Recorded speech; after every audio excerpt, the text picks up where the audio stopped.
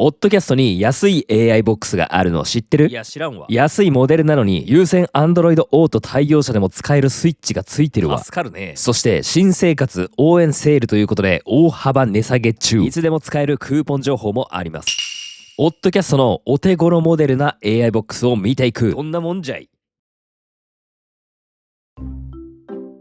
いやあ皆さんこんばんは、七草です。今日の製品はこちら。オッドキャストから今のコスパ特価モデル、価格を抑えた AI ボックスが出ていますので、この製品を今日は見ていきたいと思います。ビニール剥がします。オッドキャスト製品値段が高い印象がありますが、この AI ボックスは2万円を切ります。その名もオッドキャストのOTTO AI ボックス E2 という製品です。E2 というモデルですね。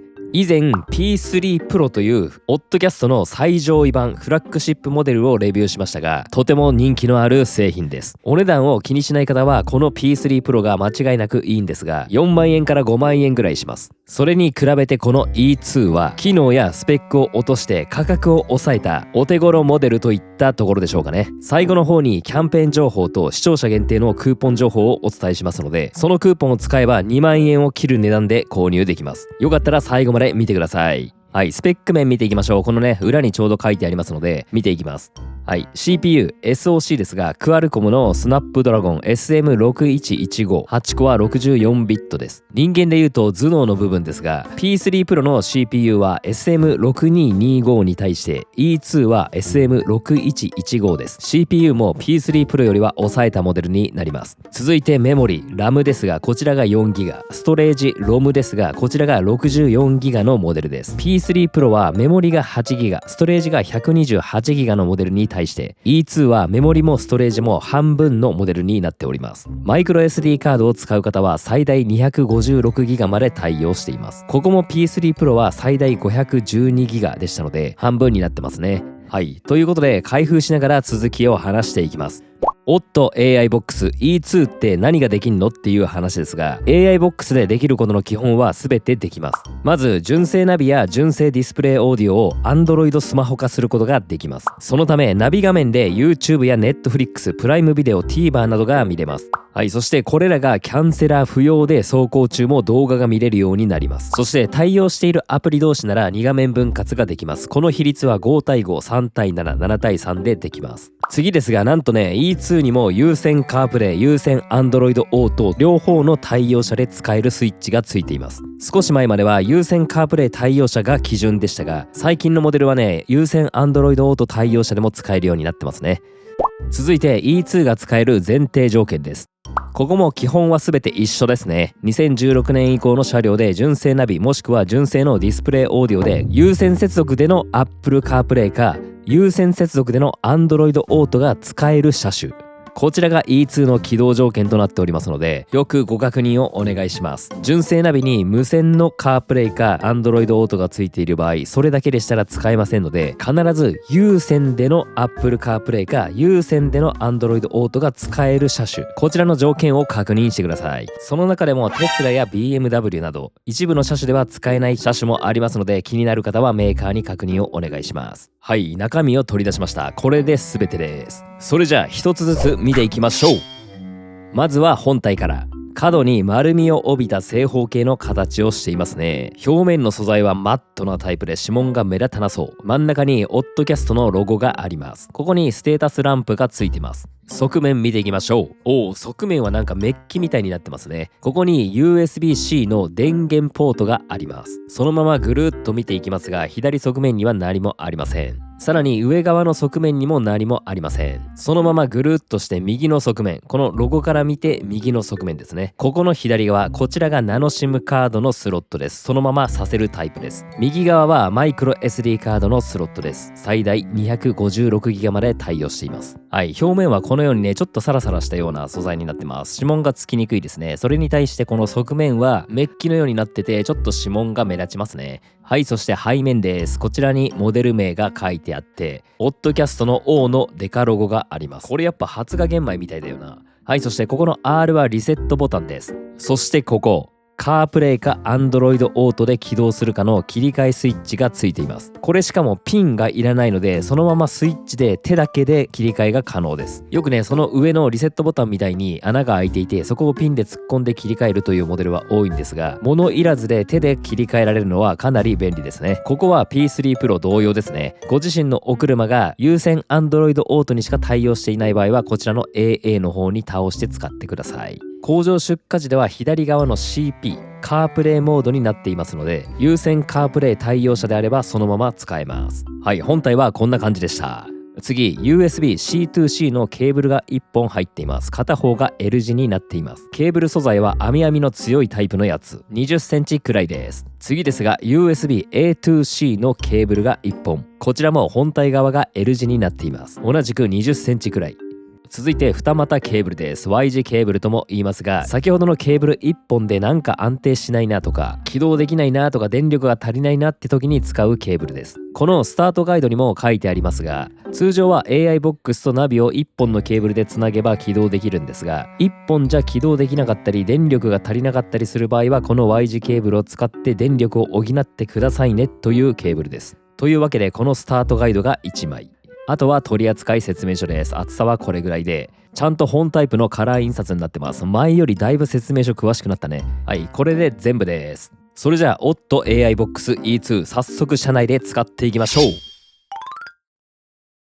はい、車内にやってまいりました。それでは OTTO AI Box E2 試していこうと思います。デザインはシンプルでめちゃくちゃいいね。七草の車アウトランダー PHEV は有線カープレイも有線 Android オートもどちらも対応していますので、裏のスイッチはそのまま CP 側に倒しておきます。有線カープレイで起動するモードです。ケーブルは L 字側を本体に挿しまして、まっすぐの方をね、車に挿します。車の USB は必ず通信ポートに接続してください。雷マークの充電のみ対応の USB ポートもありますので、そちらでは起動できません。このフォークのようなマークの通信ポートに必ず接続してください。どちらでも起動できますが、今回は USB-C ポートで試していきます。接続したら E2 のランプが赤く光りました。これは通電状態です。この状態で少し待っていると、E2 のランプが青くなって起動しました。起動画面はこんな感じです。 E2 とちゃんと出てますね。これ初回の起動画面なので、実際にこんな感じです。今何かローディングと出てますね。はい、ナビの解像度と調整するために自動で再起動がかかります。なのでこの状態でしばらく待ちます。 E2 との通信が一旦切断されました。そしてまた赤ランプ通電状態になったので、このまま待ちます。ランプが青くなってまた上がってきました。これで解像度の調整が完了しましたので、初期設定に入ります。最初はこのような警告が出ます。運転中に操作しないでください、見ないでくださいなどのメッセージです。これは同意して受け入れないと次に進めないので、このまま押すか右下の表示しないにチェックを入れて次に進むと、もうこのメッセージは起動のたんびに出てこなくなります。はい、次に進みまして、言語を選択します。日本語を押して次に進みます。次に国地域を選択となってますので、このまま日本が選択されてますので、そのまま次に進みます。次ですが、時間形式12時間制か24時間制、七草は24時間制が好きなのでこっちにします。時速は日本はキロで OK です。温度は度でいきましょう。はい、ホーム画面が表示されました。これで初期設定は完了です。はい、E2 のホーム画面はこんな感じです。E2 は OTTO ドライブ 2.5 が採用されています。 P3 Pro は OTTO ドライブ 3.0 なので、若干操作性は変わりますね。左上に時間、上の方にアプリが4つ並んでいます。左下にはマップアプリ、Google マップか Yahoo カーナビを選択して飛べます。真ん中にはネットワーク系ですね。SIM カードの画面に行きます。ここは再生中のステータスを表示して、下には天気があります。初期設定では配置はこのようですが、ウィジェットを自由に変更することができます。お好きな風にアレンジも可能です。画面を右左に動かしても何も表示されませんね。上から下にシュッとすると、このような画面が表示されます。各機能のショートカットボタンやキャッシュのクリア、分割画面、設定終了とあります。終了は純正ナビの画面に戻ります。ここインターネット速度も見れるんですね。あとはハードの使用情報ですね。RAM4GB 中に初期の段階でも 2.14GB 使っていることがわかります。ROM は 64GB 中 20GB ぐらい使ってますね。CPU は 7% ぐらい使ってます。画面を下から上にシュッとするとアプリ一覧が表示されます。あらかじめよく使う人気であろうアプリは最初から入っています。Google マップ、Apple Music、Disney プラス、他に Netflix、プライムビデオ、Yahoo カーナビ、YouTube も最初から入っています。そしてプレイストアも入っていますので、好きなアプリをインストール可能です。ホーム画面右側には操作バーが表示されています。上から時刻、Wi-Fi 電波、Bluetooth が表示されています。このアイコンは Google 音声アシスタントで Gemini が使えます。この四角いボタンはアプリ一覧を表示します。ホーム画面から上にシュッとした状況と同じですね。下の矢印は一つ戻るボタン、家のマークはホームに戻るボタンです。はい、この四角を長押しするとバックグラウンドで起動しているアプリを表示できます。アプリの切り替えや終了もここから行います。一つのアプリを終了させたい場合は上にシュッとやって、いっぺんに全てのアプリを終了させる場合はここのゴミ箱マークを押します。次にこの戻るボタンを長押しすると画面分割ができます。もう一つのアプリを選択するとこんな感じで指定したアプリを2画面分割できます。先ほども言いましたが、この画面からも画面分割ができます。お好きな方で分割をしてください。では今ここの Wi-Fi マークが空白になっています。はい、スマホと同じなのでこの AI ボックスをインターネットに接続しないと使えません。なのでまずインターネットを接続しましょう。設定からネットワークとインターネットを押します。次にインターネットをタップ。ここの Wi-Fi がオンになっていることを確認して周りの電波が表示されますので、ご自身の電波を選択してください。七草は社内 Wi-Fi を契約していますのでこちらを選択しますが、それぞれご自身のお好きな方法でインターネット接続してください。パスワードはご自身の Wi-Fi パスワードです。はい、パスワードが入力できましたらこのようにインターネット接続済みに変わりました。 Wi-Fi マークも白く塗りつぶされましたのでこれでインターネット接続 OK です。インターネット接続はスマホからのテザリングやポケット Wi-Fi、ナノ SIM カードでも通信できますのでお好きな方法で接続してください。はい、インターネットに接続できましたらまずはシステムのバージョンアップを確認しましょう。これは現在のバージョンで不具合が起きていることが解消できたり機能が追加されたりしている可能性があるからです。特に E2 は音声に対しての不具合が解消されていますので必ず最新バージョンに上げましょう。はい、現在のバージョンは2025年8月8日のバージョンですが、新しいバージョンが11月13日のバージョンが出ています。これインターネットに接続してしまえばオンラインでポチッとやるだけでバージョンアップできますので、ここの更新を押します。この画面になってアップデート中となりましたので、あとは画面の指示に従ってアップデートしていきます。バージョンアップを開始しますかと出てきましたのではいを押します。はい、こんな感じで更新中電源を切らないでくださいと出てきました。このまま放置します。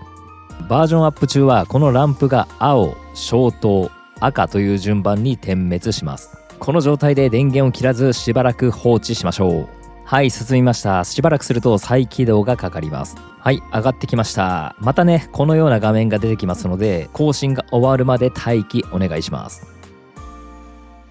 はい、更新が終わりましたね。ここのランプがオッドキャストグリーンになりました。今はオッドキャストといったらこのカラーですね。はい、バージョンアップが完了しましたのでバージョンを確認します。はい、しっかり2025年11月13日のバージョンになっています。そして現在のバージョンは最新と出ていますのでこれでアップデート完了です。あとはアプリのアップデートも確認していきましょう。このアップハブというアプリから一番右に赤いポッチがついていますね。バージョンアップがあります。ここからのアップデートはこの E2 に対して使用できるバージョンにアップデートするというイメージですので、プレイストアでのアップデートがダメだった場合にお試しするというのがいいと思います。プレイストアでは Android スマホ全体でのアップデート、このアップハブからは E2 での専用アップデートみたいなイメージです。ここに載っていないアプリのアップデートに対してはプレイストアから行うことが可能です。プレイストアにログインできましたら自分のアイコン右上からですね、マイアプリ&ゲームをタップします。そうするとここに保留中のアップデート16件と出ています。これは現在 E2 に入っているアプリに対してなんですが、全て更新を押すことでインストール済みのアプリをアップデートすることができます。ただ先ほど説明した E2 専用のバージョンにアップデートするには先ほどのアップハブからアップデートした方がいいですね。なんでかと言いますと、プレイストアからのアップデートは E2 で検証して使えているバージョンを越してしまう可能性があるからです。もしかしたら E2 では対応できなくて使えなくなってしまうという可能性もあります。でももしそうなったらメーカーに対応させてくれってお願いします。そんな感じで待ってるのも暇なんで好きなアプリをインストールしましょう。 TVer が入っていなかったので TVer をインストールしていきます。音声検索も使えます。 TVer、 はい、TVer が出てきましたのでインストールを押します。これはね本当に Android スマホと同じ原理ですね。はい、インストールしたアプリはホーム画面から横にスライドできるようになりまして、次のページに追加されています。もちろんアプリ一覧の中にも表示されています。はい、ここに追加されましたので、ついでに TVer 見ていきましょうか。 TVer も見れますからね、一つ再生してみましょう。このように TVer の映像もナビ画面で走行中に見ることができます。運転手は注視しちゃいけませんが、同乗者には最高ですね。この調子でアプリをバンバン見ていきます。 YouTube 見ていきましょう。はい、こんな感じでナビ画面で YouTube も見ることができます。メモリ 4GB でも動きはこのような感じです。アプリを何個も重ねて開くと 8GB よりかは動きが鈍い時もありますが、見れないことはないですね。一つ見ていきましょう。再生すると全画面に自動的になりますね。車内で YouTube も見れますので、渋滞時や長旅の時など有意義な時間を過ごせると思います。走行中運転手は見ないでくださいね。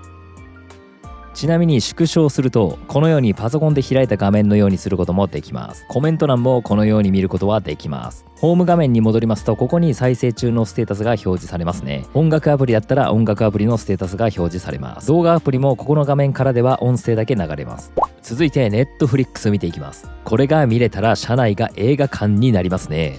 今ちょうど WBC が行われています。 WBC まさかの Netflix 独占放送です。日本のテレビ番組では見れないので、見たくても見れないっていう方多いのではないでしょうか。これは日本の番組で放送してほしかったですね。でも Netflix 強いんだろうな。ということで予選、日本は4戦4勝全勝で次に進むところです。Netflix が見れますよっていうことでしたが、 Netflix を見るには当然契約をしないといけないですからね。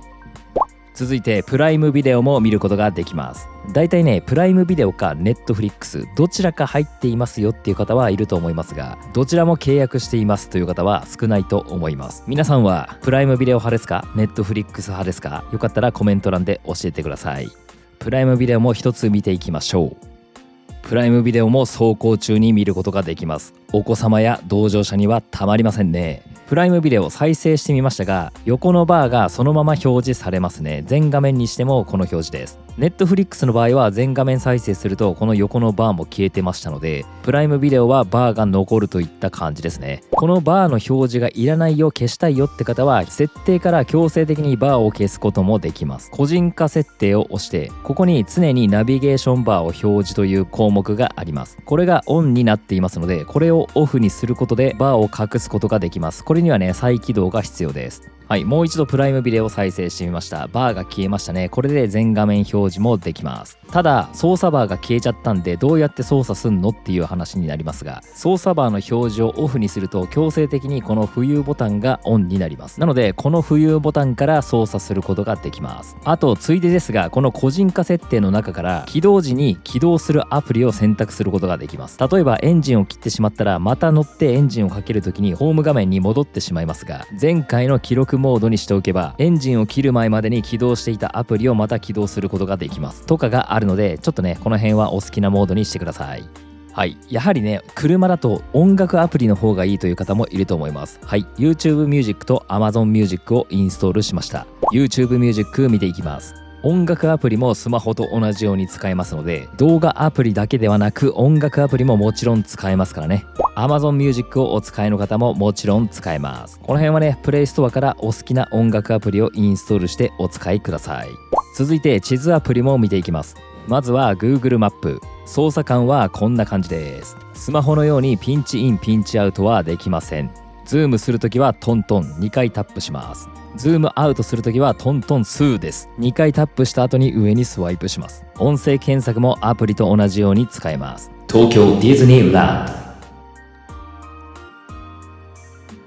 こんな感じで地図アプリも使えます。もちろん Yahoo カーナビ派の方、Yahoo カーナビも使えます。Yahoo カーナビは右下のプラスマイナスでズームズームアウトできますし、 Google マップと同様トントンでズーム、トントン数でズームアウトもできます。音声検索ももちろんできますからね。お好きな地図アプリをお使いください。続いて画面分割を説明します。ここの戻るボタンを長押しすることで、今は例えば YouTube を開いている状態で長押ししました。そしてもう一つのアプリを選択します。ここでは Google マップを選択しました。はい。これで好きなアプリを2画面分割できます。ただし2画面分割に対応していないアプリもありますのでご承知おきください。まあ裏技を使えばできるんですけどね。はい。画面分割に対してはこの真ん中の線をタップすると画面を入れ替えることができます。左右入れ替えることができます。そして画面の比率を変えることもできます。この真ん中の線をこの辺まで引っ張って離すと7対3の比率に分割もできます。逆にこれをこの辺まで持っていきますと今度は反対に画面の比率を3対7に分割することもできます。次ですがワイヤレスカープレイ、ワイヤレス Android オートを使うこともできます。ここでは iPhone を使ってワイヤレスカープレイを試します。ここに表示されている電波名を iPhone の Wi-Fi と Bluetooth をどちらともオンにした状態で Bluetooth から画面に表示されている同じ電波名を選択します。これですね。ペアリング画面が表示されますのでペアリングを押してあとは画面の指示に従って進みます。この状態で待っているとはい、このような感じでワイヤレスカープレイも使えます。これ iPhone で試しましたが Android スマホであればワイヤレス Android オートも使えます。はい、ではこのリモコンの使い方を見ていきます。 Bluetooth 接続するために設定から接続済みのデバイスをタップ、新しいデバイスとペア設定をタップ。この状態でリモコンのこの戻るボタンと真ん中のボタンこれを同時に長押しします。そうするとリモコンのランプが高速点滅した後普通の点滅に戻ります。はい、今これでリモコンの Bluetooth が表示されました。これですね、 BLE リモートってやつです。これを押して画面の指示通りペア設定を押します。はい、これでリモコンと接続できましたので使えるようになりました。この横とか縦とかの操作キーで操作もできますし、やはり横とか縦だけでは操作できないことがあります。全画面表示にしたりね。そういう時はこのマウスのポインターマークを押すことで画面にカーソルを表示させることができます。パソコンみたいにね。このカーソルで全画面ボタンを押すことによって全画面表示にすることができます。こんな感じでエアマウスとしても使うことができるんですが、正直ねこのカーソルはめちゃくちゃ使いにくいです。この後に第2世代のリモコンが出ているんですがそっちの方が使いやすいですね。このマウスのカーソルがね結構遅れたりして操作がめちゃくちゃしづらいです。後ろの席の人がリモコン使って操作したいならわかりますが助手席の人はね画面タップした方が早いですね。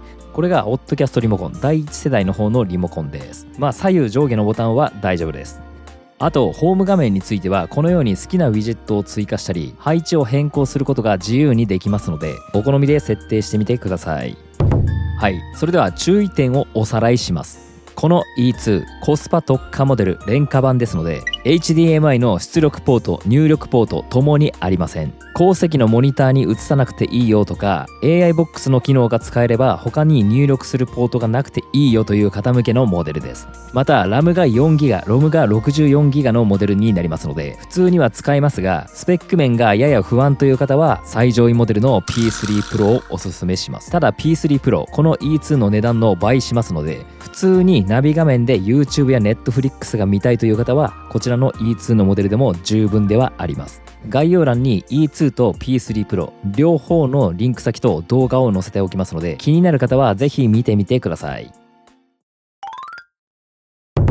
それでは視聴者限定のお得な情報があります。ただいま新生活応援セールということでオッドキャスト製品大変お安くなっております。ちょっとね動画を出すのがギリギリとなってしまって申し訳ないんですが今回のセールは3月15日明日までです。日曜日までです。あらかじめ言っときますとセールが終わってもこの後に説明するクーポンはいつでも使えますのでぜひいいねチャンネル登録で保存しておいてください。見ていきましょう。概要欄にこの E2 の製品リンクを貼っておきますのでまたテレビやパソコンで見ている方はこちらの QR コードからスマホでアクセスもできます。はい、まずはこの製品ページに飛んでいただいて E2 がキャンペーン価格となっております。1万円オフで 23,999 円となっております。ここからさらに視聴者限定のクーポンが使えますから見ていきます。今回はこちらのオッドキャストリモコンと 4in1 のケーブルがセットになります。この2点は無料でついてきます。そしたら下の方に行きましてカートに追加するを押します。このような画面が出てくるので数量を確認してその下の延長保証は入りたい方は入ってください。いらない方はスルーで OK です。もう一つこの横を押すと返品送料保険もあります。これも安くなってますので入りたい方は入ってください。いらない方はスルーで OK です。そうしましたら下の購入手続きに進むを押します。はい、この画面になりました。ここではお支払い方法を選択するんですが、簡単決済を使いたい方はここから選んでください。下に行きますとクレジットカードでも購入可能です。ビザ、マスター、アメックス、JCB 使えます。はい、ここから大事なんですが、この右側に行きまして、スマホだったら下の方にスクロールしてください。ここにクーポンコードを入れる欄があります。ここに ST5000 と入力してください。ST5000 です。入力できましたら、その隣の適用ボタンを必ず押してください。ここを押さないと反映されませんので、必ず押してください。はい、そうしますとセール価格からさらに5000円引きになった18,999円で買えます。2万円を切ります。オッドキャストの AI ボックスが。これめちゃくちゃお得なんでね、ぜひクーポンコードお使いください。このセール価格とクーポンが同時に使えるのは3月15日までです。ちょっと期間がめちゃくちゃ短くて申し訳ないんですが、購入を検討している方はぜひお使いください。念のためもう一度言いますが、キャンペーンが終わってもこのクーポンコード5000円引きはいつでも使えますからね。ちなみに P3 Pro もキャンペーンで安くなっております。しかも P3 Pro のページはこれ以前紹介したオッドキャストミニとミニキューブ、これ一緒に買うとなんと2999円って書いてありますね。これワイヤレスアダプターなんですが、 P3 Pro と一緒に買うと3000円で買えるキャンペーンもやっています。はい、P3 Pro に使えるクーポンももちろんご用意しております。 P3 Pro のクーポンコードは ST3000 です。 ST3000、 こちらを入力して適用してください。P3 Pro はセール価格からさらに3000円引きになります。こんな感じでオッドキャスト製品キャンペーン中大変お安くなっていますので、ぜひクーポンお使いください。ということで今回はオッドキャストの廉価版 AI ボックス E2 を見てきましたが、いかがでしたでしょうか。シンプルな構造で余計な機能は全て取っ払った価格を抑えたオッドキャストが出す AI ボックスです。こういうモデルを待っていたという方もいると思いますので、ぜひ気になる方は概要欄にリンクを貼っておきますのでチェックしてみてください。このチャンネルではアウトランダー PHEV のオーナーが車で使える便利なアイテムなど自由気ままにレビューしています。よろしければこの動画の評価とチャンネル登録よろしくお願いします。それじゃあ今日はこの辺で。See you again!